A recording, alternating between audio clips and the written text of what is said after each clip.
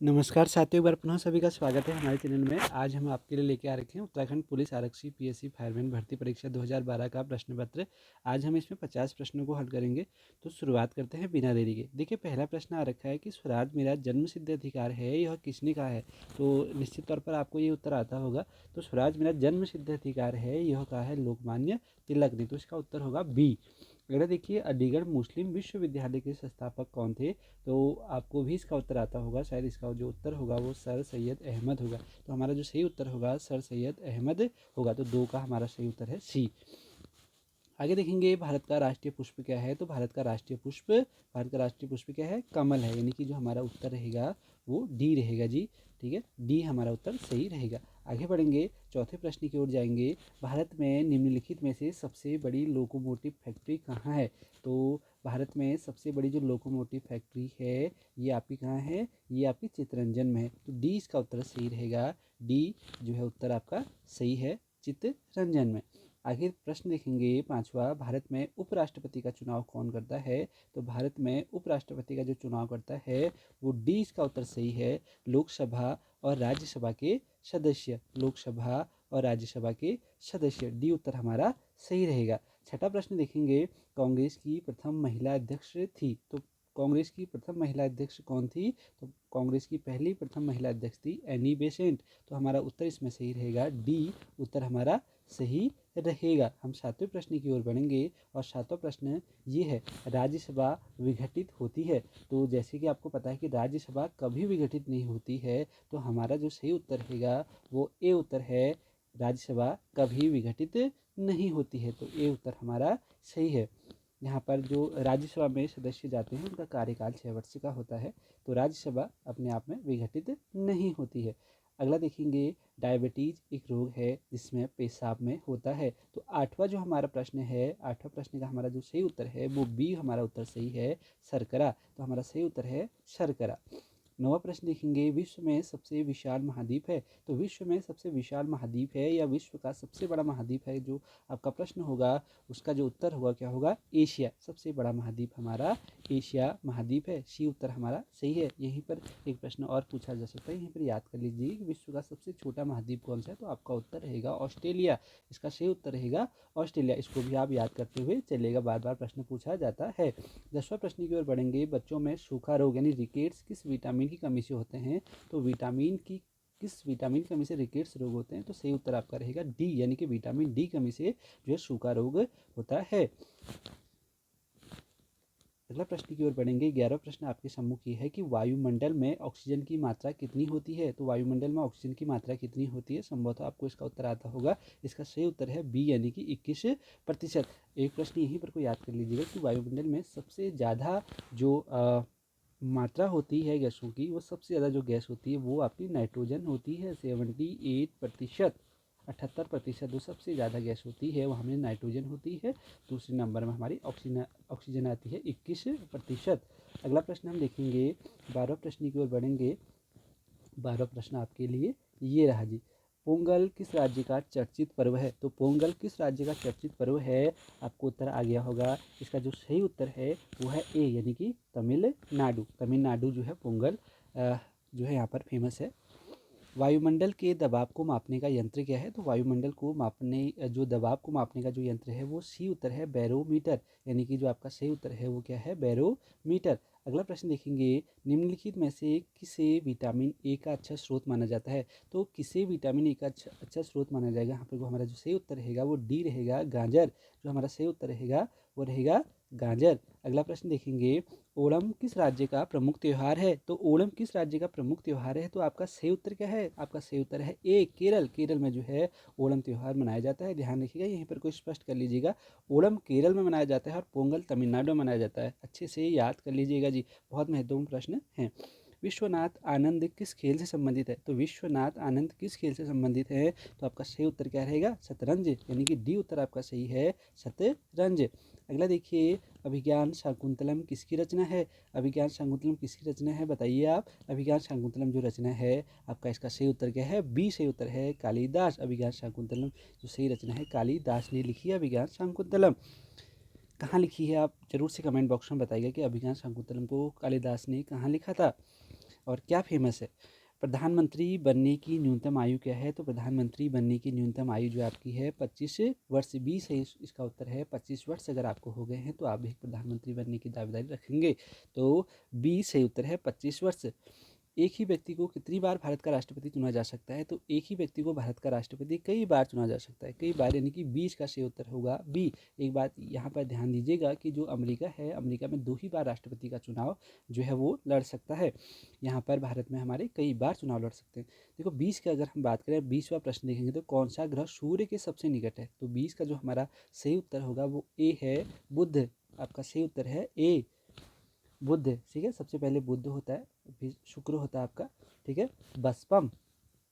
ठीक है, बसपम, बुध, शुक्र, पृथ्वी, मंगल। बसपम बसब, बृहस्पति, शनि, अरुण, वरुण। ये क्रम आप याद रखिएगा, बसपम बसब, यानी बुध जो सूर्य के सबसे नज़दीक है।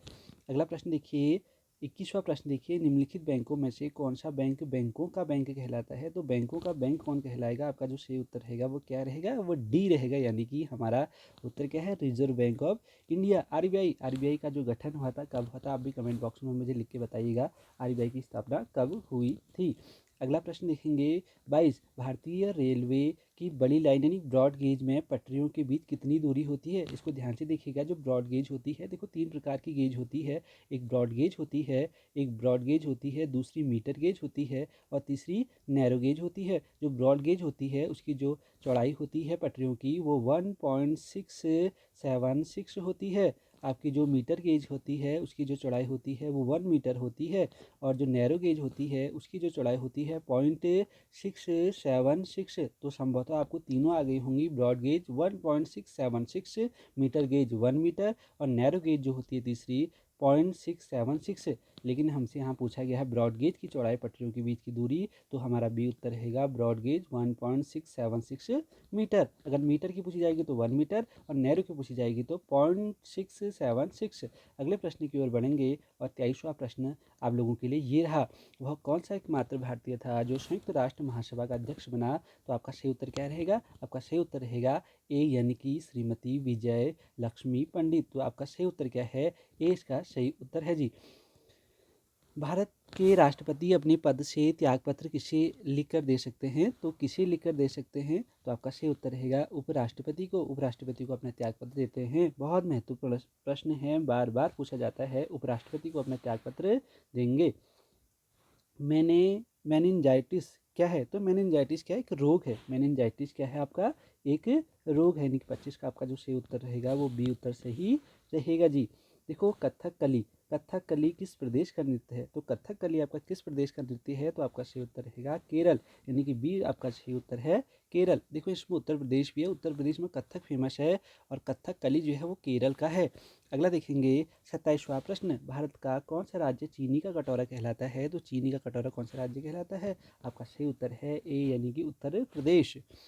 50 रुपये के नोट पर हस्ताक्षर कौन करता है? तो 50 रुपये के नोट पर कौन हस्ताक्षर करता है? आपका सही उत्तर रहेगा सी, यानी कि गवर्नर। रिजर्व बैंक के जो गवर्नर होते हैं वो साइन करते हैं, हस्ताक्षर करते हैं। 1 रुपये को छोड़कर सभी नोटों पर हस्ताक्षर गवर्नर के होते हैं। 1 रुपये में वित्त सचिव के होते हैं जी।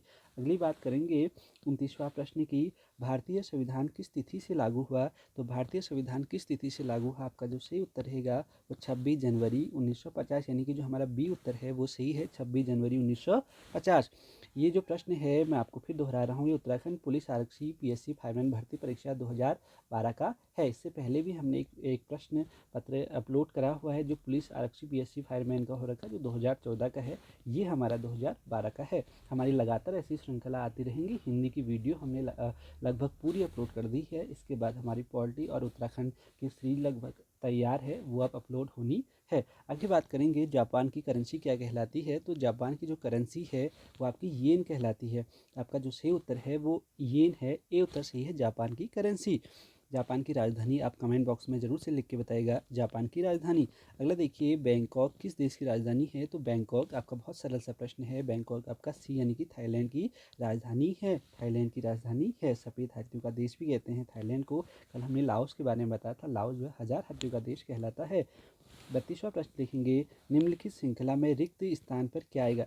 देखो इस प्रश्नों को करने के लिए आप एक काम करिएगा, तो जैसे कि आपको ए बी सी डी, तो आपको जो 32वां प्रश्न है इसमें क्या करना है, देखो आपको ए से जेड तक के जो हमारी अल्फ़ाबेट हैं उनके नंबर याद होने चाहिए। देखो हम बहुत सरल तरीके से इसको करेंगे। जैसे एच आपका आता है 8वें स्थान पर, ठीक है, ये बात ध्यान से देखिएगा। एच आता है आपका 8वें स्थान पर, के आता है आपका 11वें स्थान पर, एन आता है आपका 14वें स्थान पर, ठीक है, 14वें स्थान पर, ठीक है, श्रृंखला है। अब देखिए क्यू देखो क्यू आता है 17 नंबर पर, 17। टी आता है आपका 20वें नंबर पर, 20वें नंबर पर, और डब्ल्यू आता है आपके 23वें नंबर पर। तो यहाँ पर एक श्रृंखला चली है, देखो 8 3 है 11, 11 3 है 14, 14 3 17, 17 3 20, 20 3 23। तो ऐसे करके एक श्रृंखला यहाँ पर को बनी है। तो हम लास्ट वाले को देख लेते हैं, लास्ट वाले को देख लेते हैं, ध्यान से देखिएगा। देखो जेड का मतलब 26, जेड का मतलब 26 है। और जो सी है, सी का मतलब सी यानी 3 पे आता है, और एफ आपका कितने पे आता है, 6 पे आता है। तो यानी कि 26 फिर 3 फिर 3 के बाद 6, ठीक है, 3 का गैप आ रहा। तो अगले 6 में 3 जोड़ेंगे तो 9 आएगा आपका, और 9 के बाद 9 3 आपका 12 हो गया, और 12 में 3 जोड़ेंगे तो आपका 15 होगा। अब देखो यहाँ पर को हम अल्फ़ाबेट को देख लेते हैं, कौन कौन से अल्फ़ाबेट 9 पाएंगे। देखो 9 का मतलब है, 9 का मतलब क्या है, आई, 9 का मतलब आई। और 12 का मतलब क्या है, 12 में आपका क्या आता है, 12 जी की एल, ठीक है, 12 में आपका एल आता है। और आपका जो 15 है, ठीक है, 15 का मतलब, 15 का मतलब एन ओ, ठीक है, यहाँ पर क्या आता है, ओ आता है, यानी कि 9 12 15। अब ये श्रृंखला बना लीजिए कि कौन सा अल्फ़ाबेट किस स्थान पर आता है। तो 9 12 15 हमने निकाल लेते हैं, तो 9 में आई आता है, 12 में एल आता है, और 15 में ओ आता है, यानी आई एल ओ। तो हमारा जो पहला उत्तर ही इसमें सही है, 32 का ए हमारा जो सही उत्तर है, आई एल ओ। तो आप ज़रूर से एक बार रिकैप करके देख लीजिए, अगर समझ में ना आया हो तो। बहुत सरल सा है, आप नंबर याद कर लीजिएगा अल्फ़ाबेट का, रखते रहेगा और बहुत सरल से ये उत्तर आ जाते हैं। तो हम आगे बढ़ेंगे 33वें प्रश्न की ओर। और 33वां हमारा प्रश्न क्या है, मिसाइल मैन ऑफ इंडिया किसे कहा जाता है। तो मिसाइल मैन ऑफ इंडिया किसे कहा जाता है, आपका जो सही उत्तर रहेगा वो क्या रहेगा, वो बी उत्तर सही रहेगा, डॉक्टर APJ अब्दुल कलाम। तो डॉक्टर APJ अब्दुल कलाम हमारा सही उत्तर है जी। देखो निम्नलिखित शब्दों को शब्दकोश के क्रम में व्यवस्थित किया जाए तो अंत में कौन सा शब्द आएगा। देखो ध्यान से देखिएगा, बहुत ध्यान से देखिएगा। तो आईडी तो सब में है, आईडी सब में है, तो आई भी सब में ही है, ठीक है, आईडी तीन सब में ही सेम है, आईडी सब में सेम है। अब देखिए क्या है, तो देखो सी वाले में ए है, तो ए वाला पहला आएगा, ठीक है, ए वाला पहला आएगा। अब दूसरे नंबर में कौन आएगा, देखो ए के बाद क्या, जी, ठीक है, आपका डी वाला जो है वो दूसरे नंबर पर आएगा। अब देखते हैं ए और बी में। देखो सी वाला तो आपका 1 नंबर पर आएगा, डी वाला आपका 2 नंबर पर आएगा, ठीक है। हम कैसे करें, देखो आई, देखो यहाँ तो ये तो सब में फेमस है, ए पहले आता है, देखो अल्फ़ाबेट में ए पहले आता है, तो ए पहला हो गया। इसके बाद जी आता है, ठीक है, जी आपका दूसरा वाला हो गया। इसके बाद देखो आई डी आई यू, ये दोनों में सेम है, ए और बी दोनों में सेम है, आई डी आई यू तक सेम है। अब देखो उसके बाद बी भी सेम है, इसमें बी भी सेम है। अब उसके बाद ई आता है, देखो यहाँ पर क्या है, ई है, तो जो हमारा ए है ये तीसरे नंबर पर आ जाएगा, और जो बी है वो कौन सा नंबर पर आ जाएगा, चौथे, यानी कि लास्ट में आएगा। यही हमसे पूछा गया है कि 34वां में पूछा गया कौन से अंत में आएगा। तो हमारा जो बी उत्तर होगा सही रहेगा। आप एक बार जरूर से इसको और एनालाइज करिएगा, आज आ जाएगा आपको, बहुत इतना टफ प्रश्न नहीं है। भारत में उपराष्ट्रपति किस सदन का प्रदेश सभापति होता है। तो आप 35वें का जो आपका सही उत्तर रहेगा वो सी रहेगा, यानी कि राज्यसभा का, ठीक है, राज्यसभा का प्रदेश सभापति होता है राष्ट्रपति। अगला प्रश्न देखेंगे, और हमारा अगला प्रश्न क्या है, उत्तराखंड राज्य के किस जिले में राष्ट्रीय रक्षा अकादमी है। तो राष्ट्रीय रक्षा अकादमी कहाँ है, आपको सही इसका उत्तर आता होगा। इसका सही उत्तर क्या होगा, ये है बी, देहरादून, ठीक है, राष्ट्रीय रक्षा अकादमी यानी कि देहरादून, बी उत्तर इसका सही है। देखो वृंदावन उपवन कहाँ है, वृंदावन उपवन कहाँ है। तो वृंदावन उपवन कहाँ है जी, बताइएगा। आपका सही उत्तर क्या रहेगा, बी, यानी कि मैसूर में, बी उत्तर इसका सही है, मैसूर में। अब देखिए अगला प्रश्न और है, आपके सम्मुख बताते हैं। आपको बहुत सरल सा है, आपको लग रहा होगा कि बहुत टफ होगा, लेकिन बहुत सरल है। यदि एक दर्पण में देखने में पता चलता है कि घड़ी में उस समय 9:30 हुए हैं, तो घड़ी में वास्तविक समय क्या होगा। एक दर्पण में देख रहे हैं हम, उस समय हमें ऐसा पता लगता है कि 9:30 हुए हैं, वास्तव में घड़ी में कितना समय होगा। बहुत सरल सा, आप याद रखिएगा। आप एक चीज़ याद रखिएगा, आपको 11:60 से घटा देना है जो भी आपको समय दे रखा है। तो आपको जो भी समय दे रखा है वो 11:60 में से आप घटा दीजिएगा, ठीक है। 11:60 का मतलब 12 ही होता है, ठीक है, 11 घंटे 60 मिनट हमने लिखा है। तो 11:60 में से आपको 9:30 घटाना है, 9:30 घटाना है, तो 60 में से 30 गया, 30 आया जी। और 11 में से 9 गया, कितना आया, 2 आया, तो 2:30। तो हमारा पहला उत्तर ही है 2:30। तो हमारा सही उत्तर क्या रहेगा, 2:30। ऐसे प्रश्न आएंगे तो 11:60 में से आप घटा दीजिएगा जो भी आपको दे रखा है समय, तो आपका उत्तर आ जाएगा 2:30 आ गया हमारे यहाँ पर अभी उत्तर। हम आगे बढ़ेंगे, और अगला प्रश्न है, विश्व में कपास का सबसे बड़ा उत्पादक राष्ट्र कौन सा है। तो हमारा सही उत्तर क्या है, वो सी है, हमारा चीन, ठीक है। तो चीन यहाँ पर उत्तर सही है, चीन। विश्व की सबसे बड़ी कंप्यूटर चिप निर्माता कंपनी कौन सी है? तो उत्तर क्या है आपका? ए उत्तर सही है, इंटेल। ठीक है, ए इसका उत्तर सही है, इंटेल। अगला देखिए, देश में सबसे बड़ा श्रम संगठन कौन सा है? तो देश में सबसे बड़ा श्रम संगठन कौन सा है? ए उत्तर सही है, भारतीय मजदूर संघ, BMS। ए उत्तर सही है, ये उत्तर आपका सही है जी। विश्व निवेश रिपोर्ट, वर्ल्ड इन्वेस्टमेंट रिपोर्ट का प्रकाशन निम्नलिखित में से किस संस्था द्वारा किया जाता है? तो किस संस्था द्वारा किया जाता है? अंकटाड। डी उत्तर सही है, UNCTAD, अंकटाड कहते हैं इसको, ध्यान रखिएगा। 43वां प्रश्न देखिए, हरियाली परियोजना का संबंध किससे है? तो हरियाली परियोजना का संबंध किससे है? सिंचाई एवं बागवानी। सी उत्तर सही है, सिंचाई एवं बागवानी, सिंचाई एवं बागवानी। देखो, रोनाल्डो कौन थे? तो रोनाल्डो कौन थे? 44वां का जो सही उत्तर रहेगा, रोनाल्डो कौन थे? रोनाल्डो एक फुटबॉल खिलाड़ी थे। रोनाल्डो क्या थे? फुटबॉल खिलाड़ी थे। अगला देखिए, प्रसिद्ध एलिफेंटा गुफाएं कहाँ हैं? तो प्रसिद्ध एलिफेंटा गुफाएं कहाँ हैं? ठीक है, प्रसिद्ध एलिफेंटा गुफाएं कहाँ हैं? ध्यान से देखिएगा, प्रसिद्ध एलिफेंटा जो हमारी गुफाएं हैं वो आपकी मुंबई के समीप है। बी उत्तर इसका सही है, मुंबई के समीप। कौन सी गैस वायुमंडल के ओजोन स्तर को अपघटित करती है? तो कौन सी गैस अपघटित करती है? आपकी क्लोरोफ्लोरोकार्बन, यानी कि CFC करती है। ठीक है, क्लोरोफ्लोरोकार्बन। अगला प्रश्न देखिए, स्काई बस सेवा वाला भारत का पहला शहर कौन सा है? तो स्काई बस सेवा वाला भारत का पहला जो शहर आपका वो कौन सा है? वो बी उत्तर सही है, कोची। 20 का उत्तर सही है, कोची। भारतीय हीरा संस्थान कहाँ स्थित है? तो भारतीय हीरा संस्थान कहाँ स्थित है? डी इसका उत्तर है, सूरत में। डी इसका उत्तर है, सूरत में। नेहरू कप का संबंध किससे है? तो नेहरू कप का संबंध किससे है? आपका सही उत्तर है ए, यानी कि हॉकी से है। ठीक है, हॉकी से है नेहरू कप का संबंध। उत्तराखंड में पेट्रोलियम विश्वविद्यालय कहाँ स्थित है? तो आपका सही उत्तर क्या है? देहरादून। सही उत्तर का आपका क्या है? देहरादून। आशा करता हूँ कि आपको इस प्रश्नों के माध्यम से काफ़ी सहायता मिलेगी। आपके जो आने वाले जो पुलिस विभाग की कई भर्तियाँ हैं, तो निश्चित तौर पर ऐसे ही हमारे चैनल में बने रहेगा, औरों तक भी हमारे इस वीडियो को शेयर करिएगा। बहुत बहुत धन्यवाद आपका।